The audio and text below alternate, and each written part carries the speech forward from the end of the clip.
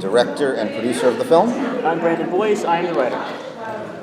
Hi, everyone. Thanks for coming here. How's it going? Thanks for being here.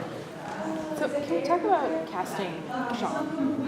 Because it's so important that you sympathize with him, even though he's not necessarily a good person. I mean, he is, but he is doing bad things. And then obviously he makes what's really a horrible choice that some audience may identify with, some might not. So casting that character. I think it was the make or break of the movie. I don't know if I would have made the film without being able to get Robbie Sheehan. And I was so convinced that he was the right person. You know, and Brandon and I met, and the original draft was in Los Angeles with two American kids. And I said, Brandon, it's got to be this kid. And then we discussed, well, do we have him play American? Because he's very good at accents. And then it was actually Brandon who said, you know, there's actually something really interesting about him being Irish and having come to the country. And then he worked out this whole new story for him. But for me, we had a choice. Either rely on a performer who can go to those depths and make us care about this person who just did something really horrible, or we change the script and hedge it. And we had a lot of talk about that. And we're convinced that if the movie had been done at a studio, that's exactly what they would have done. He would have been caring for his ill mother while he volunteers at the orphanage and takes care of puppies just to make sure you really like him, and then he gets in this terrible situation. And studies MMA on the side. Yeah. But we said, no, we really wanted this guy who, I mean, look, he's not a horrible person, but he is a bit morally ambivalent. I mean, he's not being truthful to the woman he loves. He is stealing from people, even some nice people and families. But that gives him somewhere to go. You know, that was the idea, is that we wanted to give him somewhere to go. This is the story of him learning how to be a better man. You know, and unfortunately he's under horrible circumstances and a life and death ticking clock. But you know, that's where I wanted to start, seeing where this guy is, and we're like, well, I'm not sure what I think about him. He does something horrible, and then we see him, you know, completely reject that initial way of living. Was David Tennant the original actor you wanted? I mean, after you played Jessica Jones, the villain, he was so awesome in that movie. He was awesome in this one, too. Well, at the point I wanted him, I had not yet seen him as Kilgrave, but then, as we were talking about it, then I saw Kilgrave and went, oh, come on. Come on, nobody is better than this guy. And, you know, I'm a giant Doctor Who nerd, and I was just desperate to work with him. Like, I tried to cast him on several other projects, and I'd been blocked from doing so. And you know, this movie is 100% independent. There's no one to tell me what I can and can't do on this one. I wrote the check for the movie, so that was it. And I said, I want this guy. The tricky part is I had to convince him to do it. So, you know, we set up this Skype call, and you know, I'm trying to be cool. You know, I want him to believe that I'm like, you know, have confidence in me. I'm a director. I know what I'm doing. And then, you know, 2 minutes into it, I'm fanboying. I'm asking him about TARDIS, and I'm asking him about. And then I opened up my shirt, and I had a Doctor Who shirt on. And then he corrected me that I actually had the logo for Dr. 11 and not Dr. 10. So now I had to take my foot out of my mouth. But he forgave me, and he did the picture, and it was the best thing that could have happened at the movie. I was on the complete opposite end of the spectrum. I'd only seen Broadchurch and Jessica Jones, so I knew him. I knew that, and so I had no doubt that he could play this. What I didn't know was what a charming, hilarious, funny, like, you know, guy he is, which anybody who watches Doctor Who, you know, can see. But that was really that sense of experimentation that he has and fun that he has when he's working, even when he's doing something completely, you know, diabolical, and his ability just to take that off like a costume the second we call cut, and then it's, you know, is it lunch? You know, I really actually, I think that is due to his training and just his incredible talent level. The hilarious thing is, because I'm such a fan of his and of Robbie's, that we would be shooting the show, and I'm sitting in the director's chair, and I'm watching the monitor, and the scene's over, and I'm just watching. I want to see what's going to happen next. And then my AD's like, You gotta say cut. oh yeah, cut! So it happened more than once. This is a story that kind of like goes to a lot of different places, and I'm curious, what was the genesis, the original idea for the story, and how did it evolve into the final product that it is? living in Los Angeles, and the fact that about 5 times a day somebody asks to take my keys to park my car at an office or a meeting or a dentist office or a coffee shop. And I did have an incredibly short-lived career as a valet that lasted about 48 hours. So I always had that, I always sort of wanted to pay back the occupation. But really, I've been interested very much lately in the sort of in the idea of the false sense of security we have in things like locks and passwords, and if somebody were able to exploit those things, how that let somebody in your life. And it was sort of a chain reaction. It's you give your keys to somebody, but you're also giving them any other keys and whatever that opens when you do that. They now get in your car so now they're in your car where you have a registration and you have magazines with their address. And now GPSs have a home button on them. So now they have your keys, your car, and now they're at your house. And now these fancy cars also have a convenient open the garage door button automatically. So now they're in your garage. Nobody ever locks the door between the garage and the house. That I was adamant about, because I know I heard. So now they're literally in your house. And that was sort of, just peeling away that. I saw how quickly somebody who was comfortable and wanted to exploit all that, what that person could do. So computer technology plays a big part in this. This is not your typical bad guy in a dungeon torturing people. This is a smart guy who uses every aspect of computer technology. Well, in a weird way, he's like the evil Bruce Wayne. He's got so much money that there's nothing he can't accommodate himself with. But we were very adamant that even though he was going to have a lot of high tech, we always wanted it to be based on something that was absolutely real. So we never tried to give him tech that doesn't exist. But we figured he had access to everything. There are a couple things we were maybe slightly ahead of the curve, but now all completely exists. There's some software that they have that can predict that the FBI uses and police use to locate gunshots in a town, and that exists. But our software that you see on the phone looks a lot cooler, and they sort of saw what we did, and they're like, "Oh, that looks cooler than what we did." It's coming. Oh, never mind. Yeah,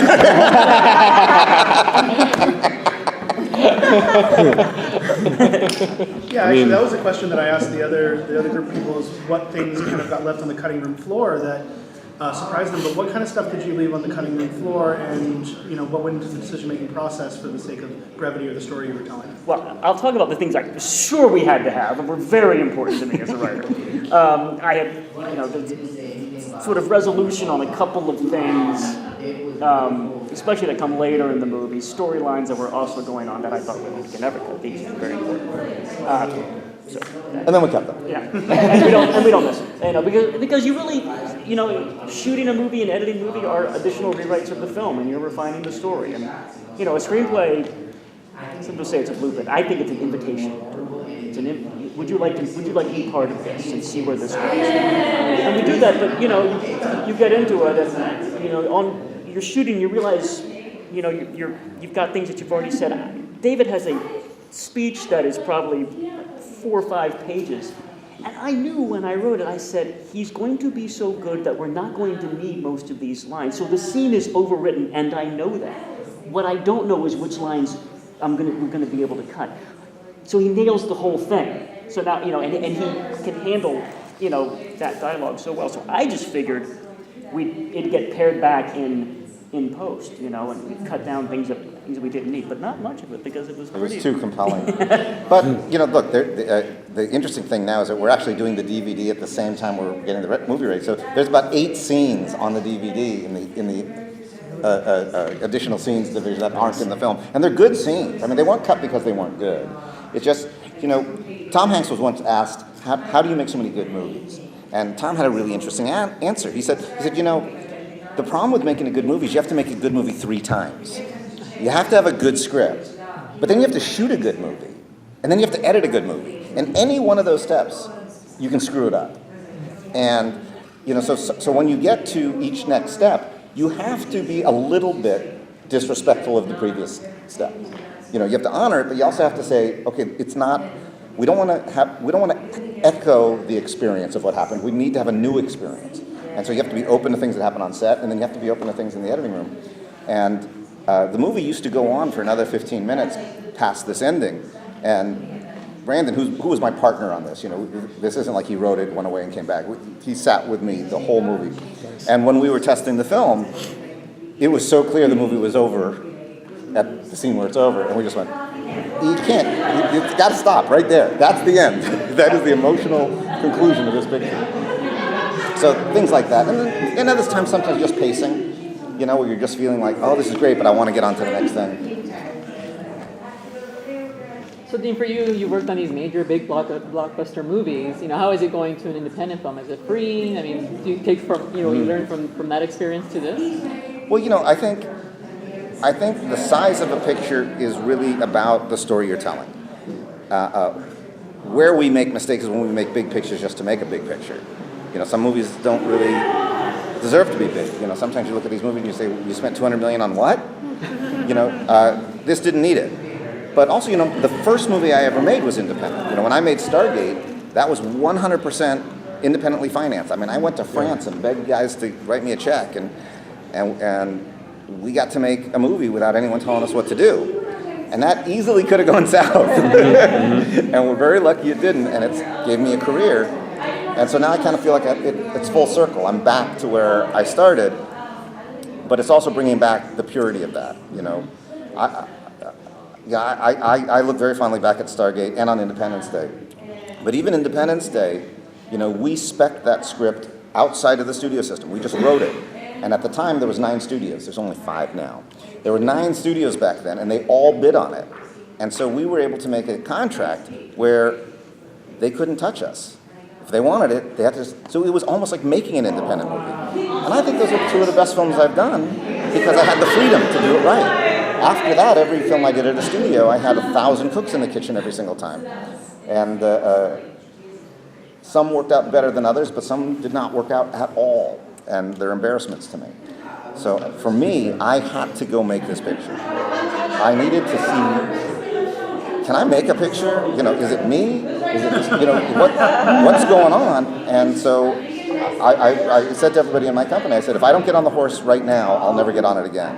And I loved his script. I had wanted to make the script years earlier, and I should have done it then. And I said, I'm not doing anything again until I get to make this movie. And so we went out, and we just made it. I really applauded James, at that moment when, because here's a guy who's made, these hugely budgeted films sometimes.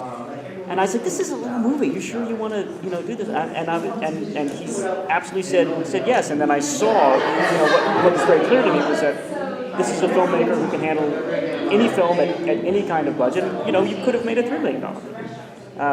And so that was impressive. And frankly, we had such a great crew. I mean, literally from the PAs all the way through.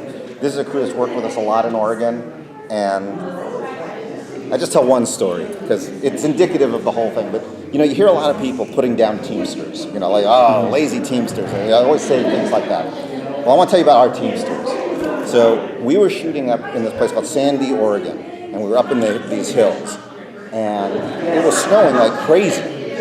So we were all staying in this really terrible little motel because it was the only place to stay. And we're all coming out of our rooms to drive to set. And it had been snowing all night. So everyone's like worried about their cars and stuff. We came out to the parking lot, and the Teamsters had shown up 2 hours before they're paid to be there. Wow. And they were cleaning every single person's car to make sure it was safe to drive to the set. Damn. I kid you not, broke down in tears. I was so moved that these people would do that. They weren't being paid to do it. They just cared. They cared about our crew. They cared about each other. And I was like, that's independent movie making. It's that spirit. It's like we're in this thing together. And I think it shows on the screen. Yeah, I love that location because it took you out of the norm. And I almost added like a creepiness to it. Not that I'm saying Oregon is creepy, but... What was interesting is that, again, because it's low budget, we only had 5 days to shoot the entire last act of the movie because we were going to lose David Tennant to another project he had to do. So I had 5 days, and everyone was saying, you can't shoot this in 5 days. That's too much stuff to shoot. I said, I don't care. We have to figure it out. So we shot for 2 days, and it was pretty good. And then on the night of the second day, it started snowing. So now I had to reshoot the first 2 days so it would match the other 3 days. So now I had 3 days to shoot 5 days, which wasn't enough to shoot 2 weeks. But again, this amazing spirit. Suddenly, we splintered off, and there was a splinter unit, and he went to the splinter unit, and they were shooting while I was shooting, and I mean, it was just crazy. And then the other thing, just on a technical level, for any of you who are interested in tech, we were shooting, it was only the second movie ever to shoot with 8K cameras. And we didn't shoot it because it was going to be such a big screen. We shot it with these cameras because they were so amazingly light sensitive. I don't know who here has seen them. Have you all seen the film? Yes. All right, well, you know this fight scene at the end of the movie? Mm-hmm. We started shooting that at noon. We finished shooting it an hour and a half after sunset. Wow. And it all looks like it's at the same time. And so literally we started at 200 ASA, and by the end I was at 6,000 ASA. And literally, I have the photograph, I don't have it with me, but I have a photograph where you see us all in the dark, and then you see the monitors, and it looks like daytime. And not just like daytime, but you can actually see shadows. I mean, unbelievably light-sensitive cameras. So all those things came to help us. Was it filmed on the new Red? Yes, it The was on Red the with the helium. helium sensor? Yeah, we were the second film ever to shoot with it. Oh wow, nice. Yeah, Galaxy and us. Yeah, I've heard about those cameras and they just blow We have me time away. for one more question, Steve. So what's next for you? This film is going to make something similar? Well, this film is so important to our company because not only as a film, but this is the first time we are self-releasing a movie to the tune of 2,500 screens. So this is like being at the poker table and going all in. So it's such a big deal for my entire company. I can't even think of what's after this. If we succeed, I'll probably go make another picture, probably with this movie. If it fails, He'll kill me. They're putting in the hole that you see in the film. you know, so I don't know. I don't know. Really, right now, I'm just focused on May the 4th. Was Carlito's character, was he always written as a Latino, or I know he said he replaced another actor? I think in my mind, I think he was. I think I had him, being from North Hollywood in the beginning, which ironically is where Carlito lives. But I think I always felt like that was that worked because it was an LA story. Yeah, I felt like a great dynamic. You have this Irish-sounding guy and a Latino-looking guy. Yeah. Like, that's real And an life. Italian-sounding boss. Yeah, I mean, it sounds like real life. I don't know why they always ask actors to lose the accent. When Exactly. it's like, that's what we live in. Well, and they're outsiders. It's true. Thanks, guys. Thank you. Thank you. Thank you, everybody. I really